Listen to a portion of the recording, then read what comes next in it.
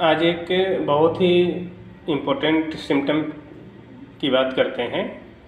कुछ मरीज़ हमारे क्लिनिक में ऐसे आते हैं कि जिनको अपनी बीमारी की वजह से उनकी जो शारीरिक क्षमता है वो कम हो जाती है, तो उनको लगता है कि अगर ये कंडीशन ऐसा ही रहा तो आगे चल के चीज़ें उसके लाइफ में ख़राब हो सकती है। उसकी जो पत्नी है उसके साथ धोखा कर सकती है, उससे दूर जा सकती है, या हो सकता है कि उसको छोड़ दे, उससे डिवोर्स ले ले, तलाक ले ले।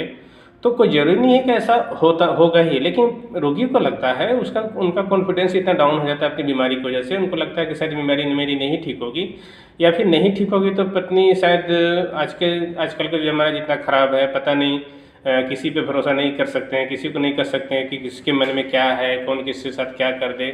तो पति को अपने ही पत्नी पे संदेह हो जाता है, मतलब उसको विश्वास नहीं रहता है। उसको डाउट हो जाता है कि हो सकता है कि चीज़ें ऐसी हो सकती है, उसके साथ पत्नी उसका धोखा दे सकती है, दूर जा सकती है, या कुछ गलत कर सकती है मेरे साथ। तो पेशेंट को इस तरह का भ्रम हो जाता है, जबकि कोई ज़रूरी नहीं है कि ऐसा हो, सिर्फ रोगी का ये भ्रम रहता है और ये उनकी बीमारी का लक्षण होता है।